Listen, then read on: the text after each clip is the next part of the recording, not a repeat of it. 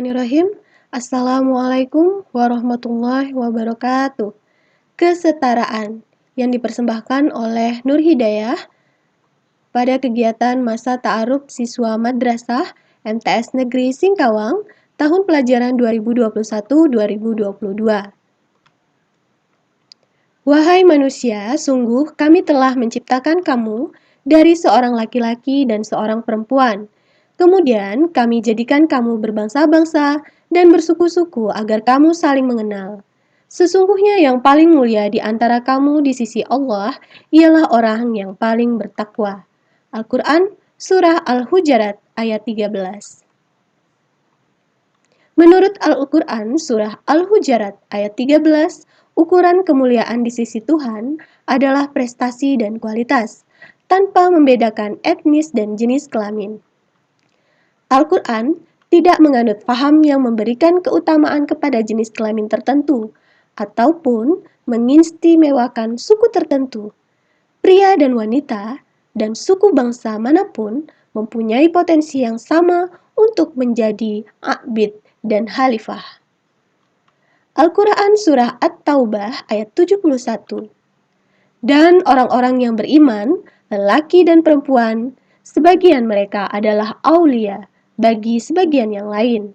Mereka menyuruh mengerjakan yang ma'ruf dan mencegah yang mungkar, mendirikan sholat, menunaikan zakat, dan taat kepada Allah dan Rasul-Nya. Mereka itu tidak akan diberi rahmat dari Allah. Sesungguhnya Allah Maha Perkasa, lagi Maha Bijaksana. Kesetaraan berasal dari kata setara atau sederajat.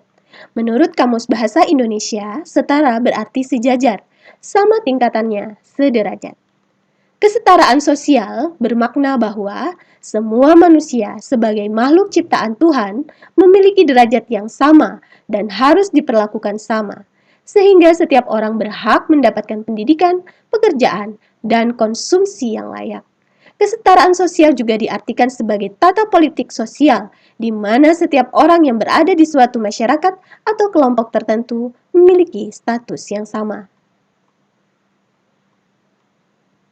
Dalam cita-cita Pancasila, manusia, perempuan, dan laki-laki diciptakan oleh Tuhan Yang Maha Esa dan bangsa Indonesia mengarahkan diri pada kehidupan berbangsa dan bernegara yang menjunjung tinggi nilai-nilai kemanusiaan, keadilan, musyawarah, dan mufakat, serta keberadaban. Sejatinya, persamaan kedudukan antara perempuan dan laki-laki di Indonesia telah dijamin oleh Undang-Undang Dasar 1945, pasal ke-27 yang berbunyi, sesungguhnya warga negara bersama kedudukannya di dalam hukum dan pemerintahan dan wajib menjunjung hukum dan pemerintahan itu dengan tidak ada kecualiannya. Kategori kesetaraan sosial diantaranya, yang pertama ada hakikat politik, yaitu kesetaraan dalam bidang pembangunan, hakikat ekonomi, kesetaraan dalam berbagai sumber daya yang dilakukan secara adil, hakikat sosial, kesetaraan dengan tidak adanya dominasi oleh pihak tertentu, hakikat moral, kesetaraan dengan memiliki nilai yang sama, dan terakhir, hakikat hukum, kesamaan di hadapan hukum. Nah, berikut adalah contoh dari kesetaraan diantaranya. Yang pertama, mengadakan kegiatan gotong royong yang diikuti oleh seluruh anggota masyarakat tanpa membedakan status sosial. Kemudian, menjenguk anggota masyarakat yang mengalami musibah atau sakit tanpa memandang agama, suku, status sosial, maupun kondisi ekonominya. Yang ketiga, menerapkan aturan yang sudah disepakati bersama tanpa memandang status, baik itu jabatan atau kekayaan. Kemudian memperlakukan tetangga sekitar dengan baik tanpa memandang status sosial, agama, suku, serta keadaan ekonomi. Perempuan dan laki-laki boleh bekerja dan berkedudukan yang sama pada posisi atau jabatan. Baik laki-laki maupun perempuan bisa mendapatkan kesempatan pendidikan formal setinggi-tingginya sesuai dengan kemampuannya masing-masing. Perempuan dan laki-laki bisa mengemukakan opini dan pendapat masing-masing di ruang publik dengan cara yang bertanggung jawab. Dan yang terakhir, laki-laki dan perempuan memiliki hak yang sama terhadap kepemilikan properti. Kesetaraan di bidang pendidikan. Negara menjamin bahwa setiap warga negara, baik itu perempuan maupun laki-laki, mempunyai hak dan kewajiban yang sama untuk memperoleh pendidikan. ada di dalam pasal 31 Undang-Undang Dasar 1945. Pendidikan merupakan dasar bagi kehidupan manusia. Manusia memperoleh informasi dan pengetahuan untuk mengembangkan dirinya melalui pendidikan. Karena misi utama pendidikan pada masanya adalah menyiapkan anak dan peserta didik agar dapat, yang pertama, membuka mata hati untuk mampu hidup, mengembangkan kehidupan yang bermakna, dan yang terakhir, memuliakan kehidupan.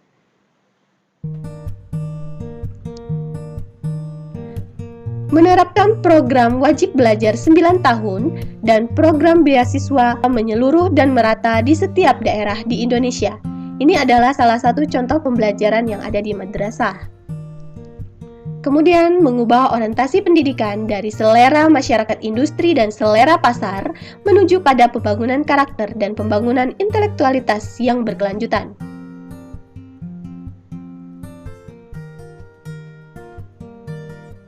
Setiap sekolah di daerah mendapat bantuan baik itu sarana dan prasarana dari pemerintah sehingga tidak terjadi lagi ketimpangan fasilitas di antara sekolah.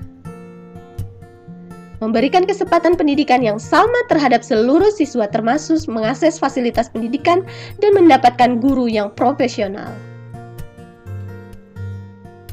Sekolah memberikan kesempatan yang sama kepada setiap siswa untuk bisa mewakili sekolah dalam berbagai kegiatan, baik itu olimpiade, turnamen olahraga, seni, dan sebagainya.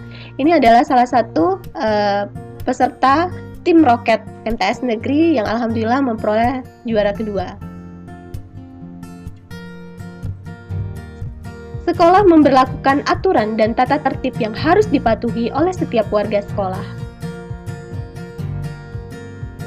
Sekian materi kita hari ini, terima kasih. Mudah-mudahan bermanfaat, tetap ikuti protokol kesehatan. Sampai ketemu di materi berikutnya. Thank you. Wabillahi taufiq wal hidayah. Wassalamualaikum warahmatullahi wabarakatuh. Dah.